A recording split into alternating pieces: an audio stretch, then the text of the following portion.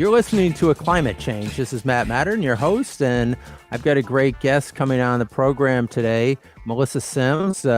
She's counsel at Milberg, a very international plaintiffs firm that has done work all over the country on a lot of big cases.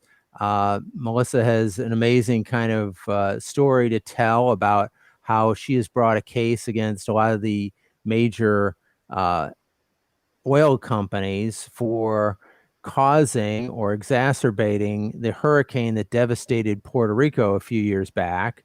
And she's done a lot of great work in the environmental field, kind of working her way up the chain to get to this point in time. And I think it's a great story to tell. And it's also really timely because in the news today, there was the Montana case that the young people of Montana had brought for violating their constitutional right under the state Montana Constitution to have a healthy environment, that various fossil fuel companies there were essentially violating those rights, and they got a positive ruling or judgment in that case. So great to have you on the program, Melissa. Thanks for joining us. Well, thank you. Thanks for having me. So tell us a little bit about your origin story. It's kind of fascinating. One of the things that caught my eye is that you were from a small town in Illinois, and my mom's family comes from Jacksonville, which is also a small town in central Illinois. So I could kind of relate to that. And I also could kind of relate to starting off on not the highest rung of the legal community when I started my career, doing kind of small cases, but then working the way up to working on some bigger cases. So tell us a little bit about how you got to become a lawyer and working on environmental cases. Hey, that's great. Well, thank you. I bet my hometown is smaller than your hometown. Oh, it's possible. So I was born fifth of six kids in a very large, very poor working class family in north central Illinois, about halfway between Peoria and Rockford. I still live in the area, 5 minutes from where I was born, which is probably why I can't be on video today, because I have to choose between audio and video, depending on if I'm home or not. I guess I always knew I wanted to be a professional. Education was really important to the family, although neither of my parents went to college. And so what we put ourselves, the children in our family that went to college, we put ourselves through school because we didn't have the ability for our parents to pay for it. And I worked 3 jobs, put myself through college and law school. I worked at the local sheriff's department. I was a deputy radio operator at the midnight shift. I was a local legal advocate for domestic violence, sexual assault program. And I also worked construction for my dad's construction business. So hard work, that's just how we were raised, to work as hard as we can. So I did that. I went to law school in north central Illinois at Northern Illinois University. And then I wanted to be a prosecutor. It's kind of like that was, I guess, my work at the sheriff's department. I really wanted to help out victims of crime, victim of sexual assault, trafficking, domestic violence. And I was kind of waiting for a prosecutor position to come open, and there just weren't any open. So when I was in law school, I volunteered what we call our 711 license to practice criminal law. And I did traffics and misdemeanors, all volunteer, at the state's attorney's office. So I was in front of the sitting judge one day, and he goes, "Hey," he said, why don't you go work for my brother, who's a lawyer in Spring Valley, Illinois, 10 minutes from where I live. And I said, "I don't want to do private practice. I really want to do criminal law." And he goes, he said he really needs somebody. And I wanted to stay local. I'm kind of a local girl. Family is really important to me. And so I went to work for Bill Wambiscus in 1995, and he was probably outside of Chicago the preeminent municipal lawyer for the state of Illinois. He represented lots of little cities, and he started practicing law when he came home from World War II, like in 1945. So I really got to learn from the best municipal lawyer. And so, but I was the one who went to all the board meetings and, handled all the traffic offenses and DUIs and ordinance violations, just like I did at the state's attorney's office. So I got a little bit of that prosecutor experience, in real life, working for an actual firm rather than just volunteering my license. So it was there that I really got to learn the power of a municipality. And I don't think a lot of people realize that. They're starting to now because of all the litigation that we filed all over the country for opioids. And, you saw the PFAS litigation that was just settled for $12 billion. So I think now we're starting to wake up to the fact that municipalities have this power, but I always knew that they did because we always won. You can't fight City Hall came from real life experience. The laws that are passed really are skewed towards municipalities, and so a municipality can declare almost anything a public nuisance, right? A blue house in Santa Fe can be a public nuisance because you can only paint your house with certain colors in Santa Fe. So municipalities have this almost unfettered ability to declare something a public nuisance. So I was raised Catholic and not to be a bully. We were raised to help people every chance we could get. When we would go to bed at night, my mother would say to us, "What did you do to help other people today?" So really, as a prosecutor, sometimes you feel like you're just a bully, because you're fining people for having 3 dogs in town when they should only have 2, or you're fining someone for, owning, a goat or something like that. And you think, well, that's not a real crime, but really, municipalities have these laws for a reason, right? So I just kind of felt a little ick, being the face of these laws. And one of the towns I represented was the village of Depew, which was the 14th worst environmental disaster in the country. Exxon, CBS, and Viacom had made film for the film industry. And when everything went digital in the 80s, they left town and left blue mud puddles, as blue as the sky, from the nickel, cadmium, chromium. And we had the highest MS rate in the country. All the white people left, which I think if you start looking at who is disproportionately affected by pollution, it is African American and Hispanic communities. And so this was a Hispanic community, and no one cared. No one was, trying to increase the level of cleanup. In fact, there is a section of the federal code that looks to the value of the property in terms of how much they clean up the property. And to me, that's institutionalized racism. So I just thought, if this little town, if these mud puddles were in Winnetka, which is 99% white, it would be cleaned up, And so it just got a fire in my belly about it. And I was at a board meeting in August of '06, and the mayor, who I'd known since I was a little girl, we were just exasperated by everybody's inability to do something about this Superfund site. And he said, "Missy, what can we do?" And I said, "Well, we'll just sue him." And he said, "Can we?" I was like, "I don't know." Right. And I went home that night, I took a run, and that's where I get alone with God. And I talk to the Holy Spirit, and I just say, help me help these people. And he said, "Find them." And I thought, I find people every day for dog poop in their yard, tall weeds, broken windows, having a duck in town. Why can't I find Exxon, CBS, and Viacom for pollution? These other people, they're not doing anything that hurts anyone. This is killing people. This is hurting people. And so I call up a friend of mine who does environmental work for the big companies, not these companies, but other big companies. And I said, if I do this, will I look stupid? And she said, nobody's ever tried it before. Why not? So with her guidance and the Holy Spirit, I talked to my boss, and he's like, yep, we're in. So here he is, this very conservative Republican Christian lawyer, and people would not have expected us to take this very aggressive step towards some of the biggest corporations in the world. And so we fined them in traffic court for littering for something they did 60 years ago. And municipalities, at least in Illinois, don't have statute of limitations. It's called nullum tempus occurrit regi, and it means no time runs against the king. And we borrowed it from English common law. So we went ahead and fined them in local traffic court. They remove us to federal court.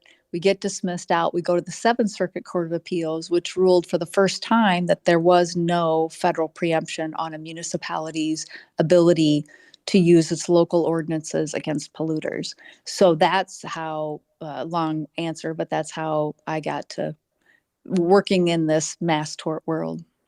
What a fascinating story. So much to unpack from that. I was the fourth of five kids, so Oh, we're kind of similar in not quite the baby, but yeah, close. right.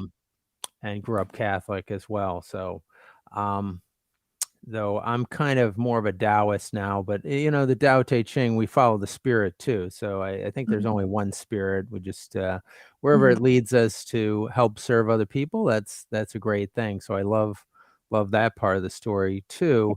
And the legal piece of it is also fascinating in terms of finding a way to that's kind of been my guiding principle in the law is that if something is wrong, there's usually some way to remedy it. So I love the fact that you got creative and found a way to get a remedy there. So Mm.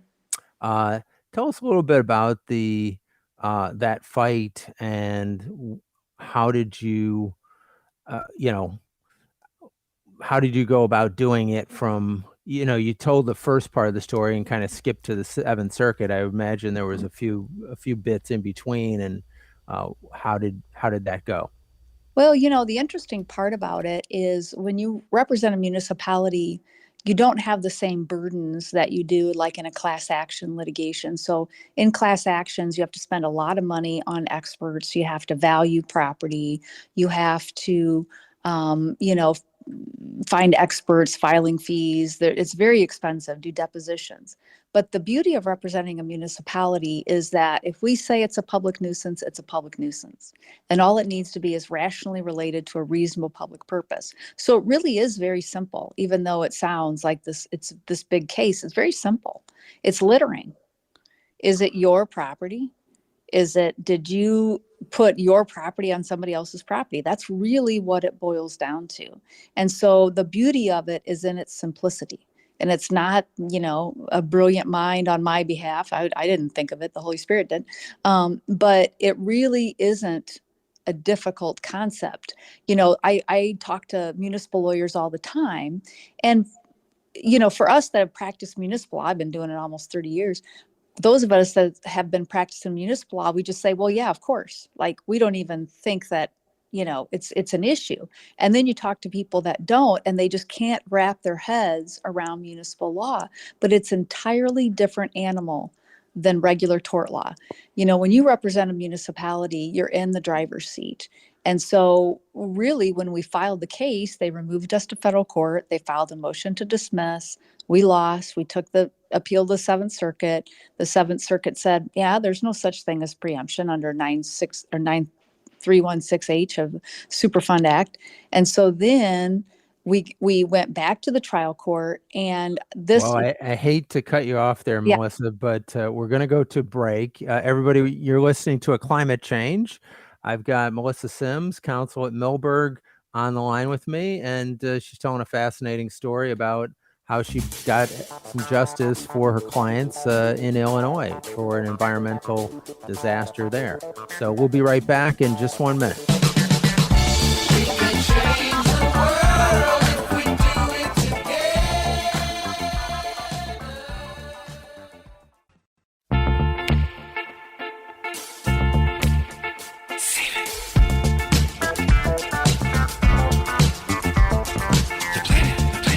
And you're listening to A Climate Change. This is Matt Matern, and I've got Melissa Sims, who's an environmental attorney who's had some amazing wins. Melissa, you were just telling us kind of midstream as to what happened to you on that first big case that you brought against Exxon, CBS, and Viacom for polluting a small town in Illinois. If you can, finish that story up, that would be great. Yeah, so we went back to the trial court, and this time we did a new action where we fined them only, because the Seventh Circuit did say that we could not have an abatement action, which means an injunction. So we could not seek an injunction, but there was no reason why we couldn't just seek a fine only. And my thought was, fine, if we can't dictate the level of cleanup, then we will fine you until it's cleaned up to our, you know, standards. And so we filed a new action, and then the case was settled. And I can't talk about the settlement terms, but that was settled. But it caught the eye of a very large firm in St. Louis who called me up to have me help them with the village of Roxana, which is a little tiny town in near St. Louis. So it's near Edwardsville, that area, the Illinois side of St. Louis. And it was for the Shell and ConocoPhillips refinery. So we use the Depew precedent, and we find them under a 1932 ordinance for littering. Every city has this ordinance. Every city has an ordinance passed early on in the 1900s that fines someone for putting their property on somebody else's. It's basically that simple. And so we found a 1932 ordinance, and we fined Shell and ConocoPhillips for every lot, street, and alley that benzene existed under or on the plume around their refinery. And so we did the same thing again. We used the Depew precedent. We fined them under the local ordinance and traffic court. They removed us to federal court, and then they filed a motion to dismiss. That motion to dismiss was denied. And if the judge had called me up to have me draft the order, I couldn't have drafted it any better. So he took the Depew precedent, where it needed to go, which was fining polluters for every day, for every lot, street, and alley that their products were on, and that there was no statute of limitations for a municipality to do so. And that case was settled as well. Wow, that's powerful. So then from there, have you seen a lot of other municipalities kind of roll this out, or have you continued to roll it out with other municipalities there in Illinois? I have done that with other municipalities. We have a current case going with local law firm against Monsanto for PCBs. And we did use it, not exactly in pollution, but we did use it in the opioid litigation. So we were able to parlay that into different types of nuisance actions. Oh, how did you do it with the opioid litigation? So when when I first saw it filed, because I'm like Svengali, I sit there and watch all the litigations as they develop to decide when we want to weigh in on things or not. And so at the time, I think it was in 2016, there were only 3 cases on file, and those were 2 counties in California and the city of Chicago.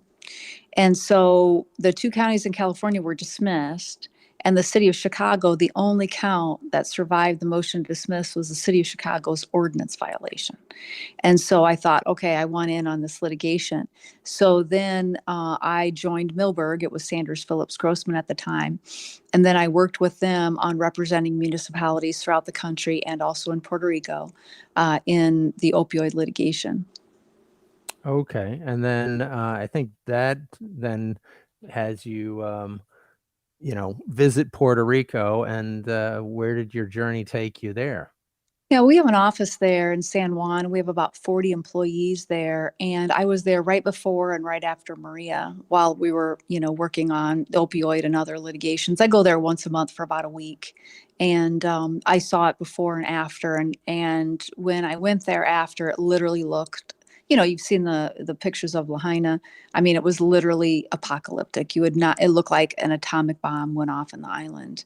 And at that point in time, again, there was only a few climate change lawsuits that were on file, but none of them had alleged a single event. None of them had alleged, okay, all would talk about future damages, rising sea level, but there was none that attributed a single event to the defendant's wrongful conduct. And so that was what I talked again to the Holy Spirit and said, help me help these people. And so we came up with a plan to use racketeering against the fossil fuel industry on behalf of the municipalities of Puerto Rico. So then where did that take you in terms of going and filing a case against the fossil fuel companies for their role in exacerbating or creating Hurricane Maria? So we had to, the science had to catch up with our thought process, right? And it didn't take long for scientists to have those attribution studies that were necessary. So what we had to prove was that the defendant's conduct was a substantial contributing factor to the damages that Puerto Rico suffered. So what was the damage? How did their conduct increase the risk for Puerto Rico? And unfortunately for Puerto Rico, it's most affected by climate change than any other area in the world, and it's more than one study has come up with that decision. But it is precariously positioned in Hurricane Alley, like really at the nose of Hurricane Alley. And what that is the winds from the Sahara come through Puerto Rico and the Caribbean, and the warmer waters around Puerto Rico, which have warmed because of climate change, was rocket fuel for the rapid intensification of Maria. And the studies came out after Maria, a few years after Maria, not right away, but after Maria. And we learned a lot more about rapid intensification and climate change. So then what did you guys do in terms of going after the oil companies? Well, we already had our clients from tobacco or from the opioid litigation, and it was just a matter of they were ripe for doing something. They I don't know if you saw the New York Times piece, but Lares, the city, has its cemetery literally floating into the river. So they have to do something about this, otherwise it contaminates the water supply. So cities were literally like, how are we going to handle this? And so we didn't really have to convince anybody. And so we were able to get our municipalities together and file the racketeering complaint. Okay. Well, you're listening to A Climate Change. This is Matt Matern, and I've got Melissa Sims on the program. Melissa's doing a number of important cases, and she's going to tell us a little bit more about this case against Puerto Rico when we get back. We can change the world if we do it together.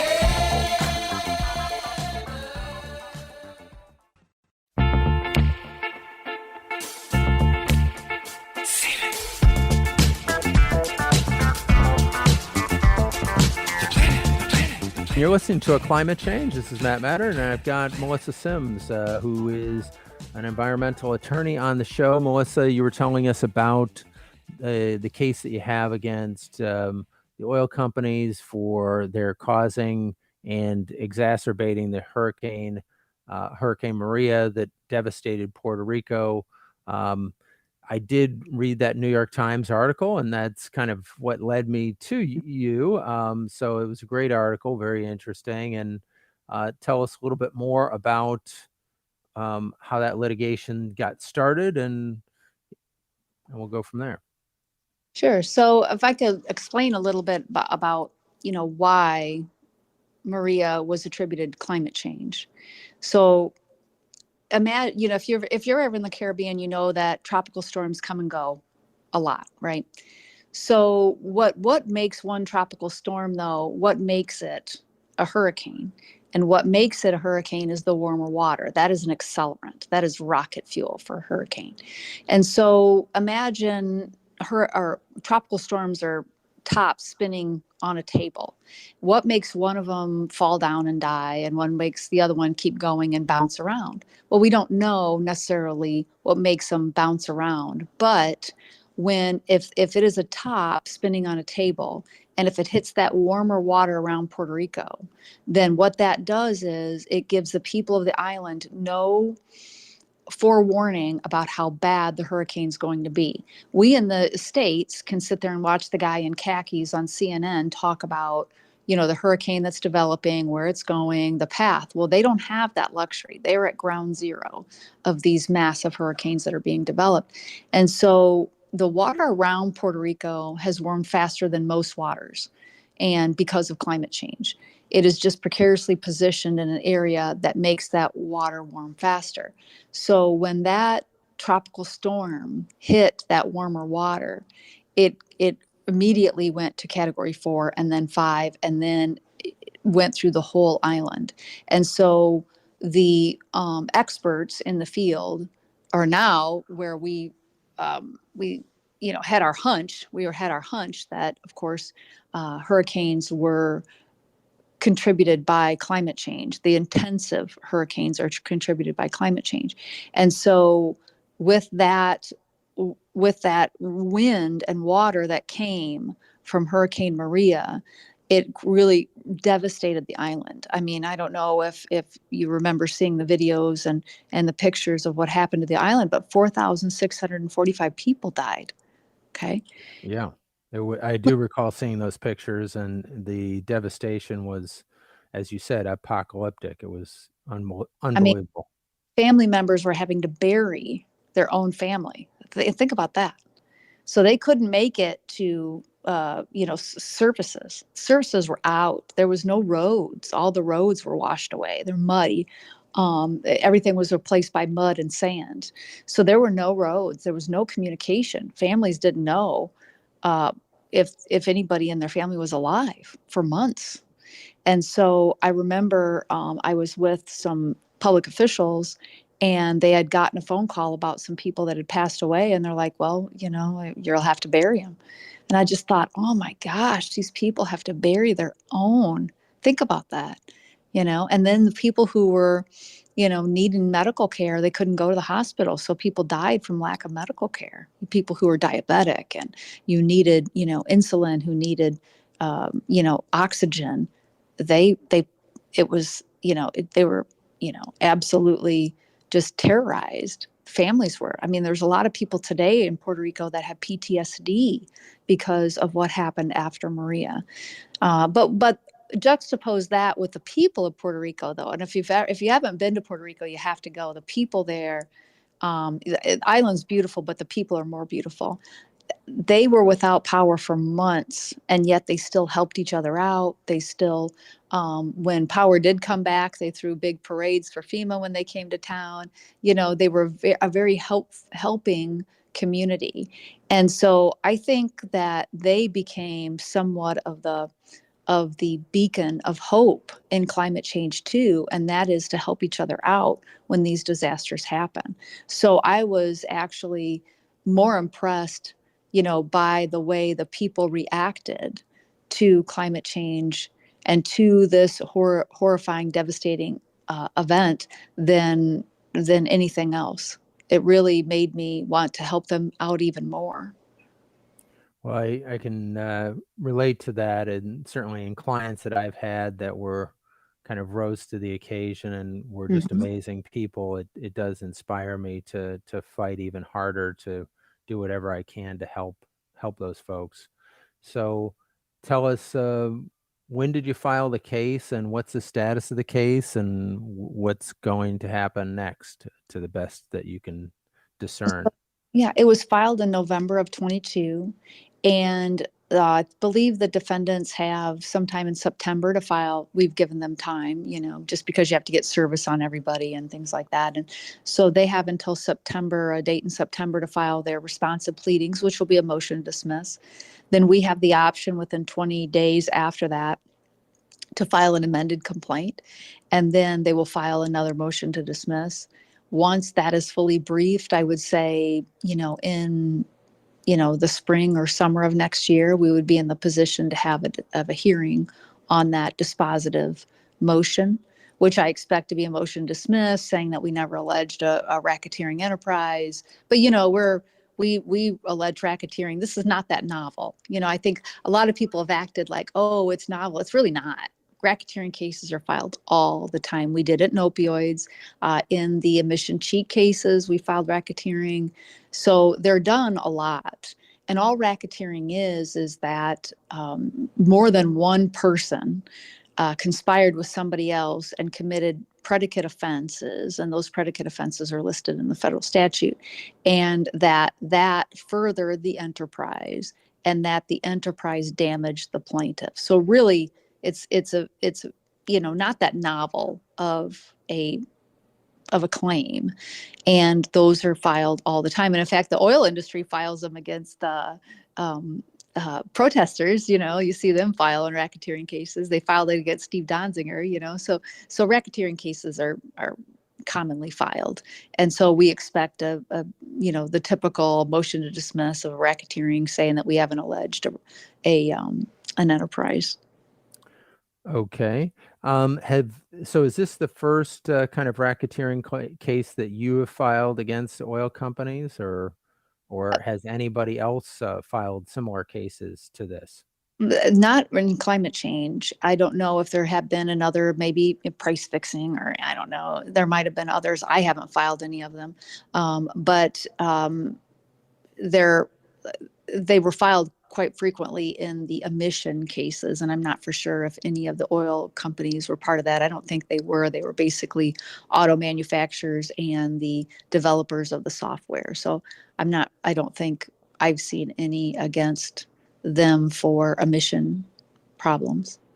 When you say the emissions case, you're talking about the Volkswagen Yeah, cases? the emission cheat cases, yes. Right. Right. So, well, But it sounds like you've bitten off a big challenge here, but I think it's great that you're moving forward with this case, and quite frankly, kind of setting the precedent or setting the template for others to follow. So, have you been talking to other firms or looking at other potential cases for other localities that have been damaged by climate change? Well, I get phone calls every day, because climate change takes different forms, as we've seen in the news as of recent. But, it's really important to have the studies. So the studies take a while to catch up to our thoughts. We think it's related to climate change, but you really have to have experts that will go on record saying that this single event was made bigger, stronger, faster, wetter because of climate change. And then you have to point, as we did in our complaint, that these defendants became racketeers and colluded with one another to hide what they internally knew. So it's a matter of proving that their conduct was a substantial contributing factor to the damages. And so that doesn't happen overnight. Right. So, But I have my eye on them. I'm watching. well, I guess the question is the science, and I know there's a lot of great scientific work that's being done around the world regarding just all kinds of different pieces of this puzzle. And as you said, there seems to be evolving science on this front. Who do you think is doing the best science in this area? And do you see a lack of kind of research into this area that would help kind of prove the basis of liability against the fossil fuel companies? I think there's an overabundance of scientists taking that initiative. These are not scientists initiated by lawyers in this litigation. This is natural occurring. These are scientists who say, hey, we want to know, did climate change have a factor? Is it exacerbating in this? And so they're not in their articles saying, yes, these defendants caused it. They're just saying climate change was a factor. Then what you do with that is then you look at the defendant's conduct, which what we have here is that, at least in our case, these defendants that we have alleged are 40% of carbon in the atmosphere are attributed to them. So then you turn to the experts and say, okay, it was 40% of carbon in the atmosphere. Did that make this did that exacerbate this? Yes or no? Well, you're listening to A Climate Change. This is Matt Matern, and I've got Melissa Sims on the program, a noted environmental attorney. We'll be right back, and we're going to talk about some of these studies and what Exxon knew and their own internal studies that they knew about this type of thing, and yet they just kind of buried it. So stay tuned, and we'll be right back in just 1 minute. We can change the world if we do it together.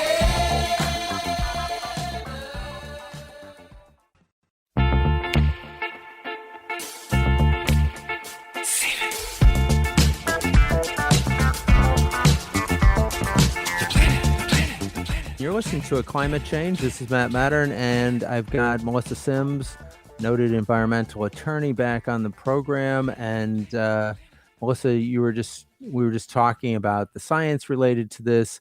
And my understanding is that Exxon had internal studies going back to the 80s, approximately 40 years ago, in which they had predicted that we would get up to about 420 or 430 parts per million right about now, 2020s, and that it would have really horrible effects on the environment and that it would get worse.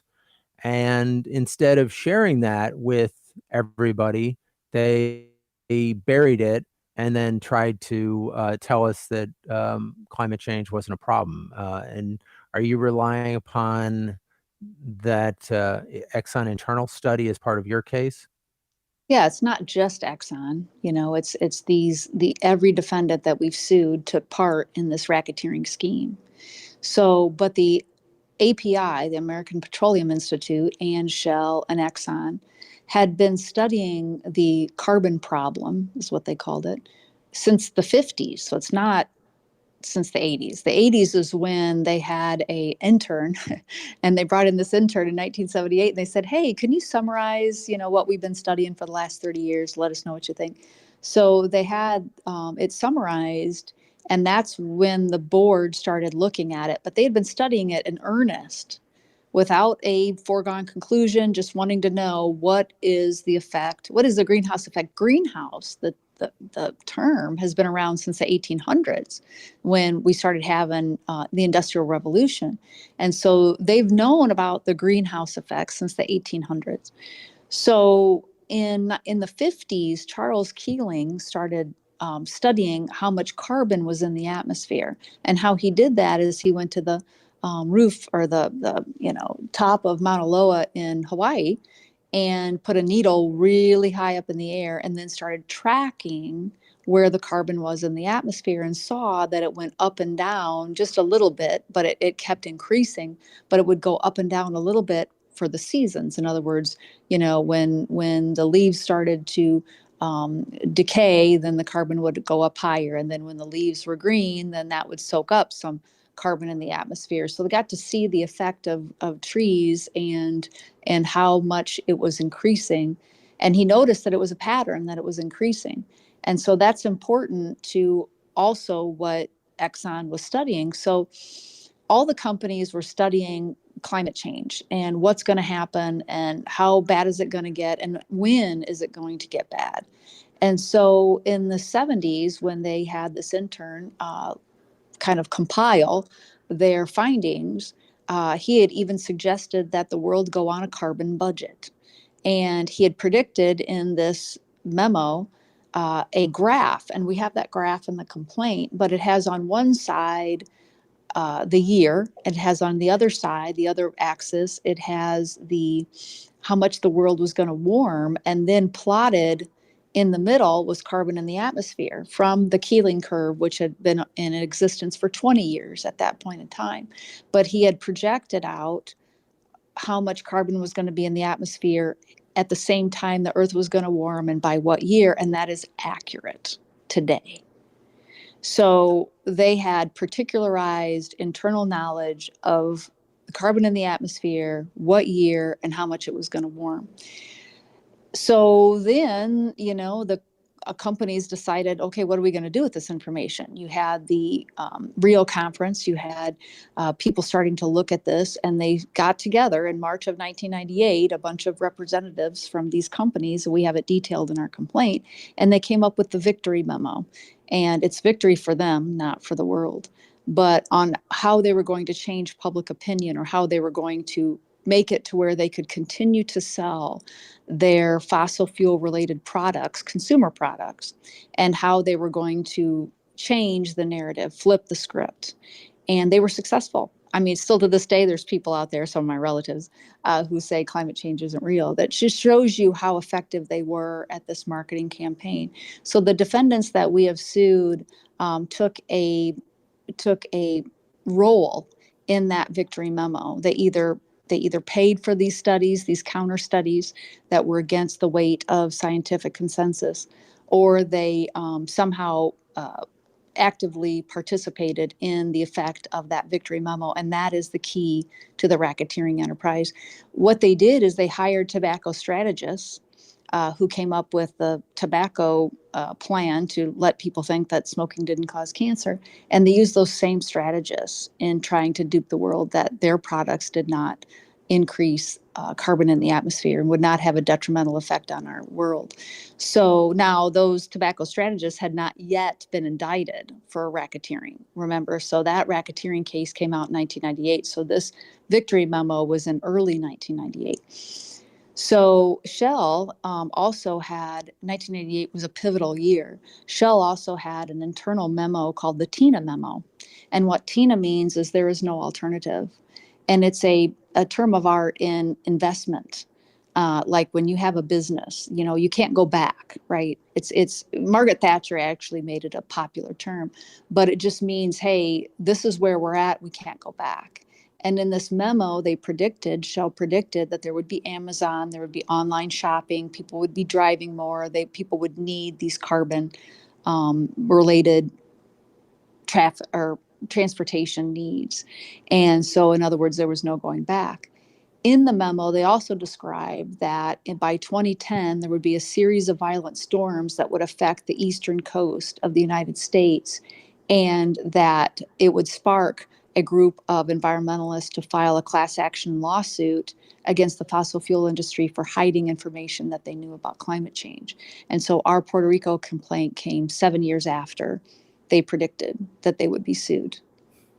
That's just remarkable. I mean, and it's remarkable how evil they are. And there was a Yellow Dot Studios little video, YouTube video, and it shows Darth Vader saying something to the effect of, Exxon, I am kind of embarrassed and ashamed or something like that about how evil you guys are. It kind of outdoes even me. I mean, I have to give you guys props for your evilness. One of the things I'm thinking about as you're talking is, have there been any shareholder cases against Exxon and the other petroleum companies for lying to their shareholders about the potential devastating effect to their finances and to their investments, for being sued and being held responsible for their causing the climate crisis? So there was one case by the New York Attorney General. It wasn't exactly climate change. It was basically that they had made some allegation about manipulating their numbers. Okay. It was kind of related to climate change. That case was dismissed. Shareholder derivative suits are really, really difficult, really difficult to file. I know it sounds easy, but it's really not.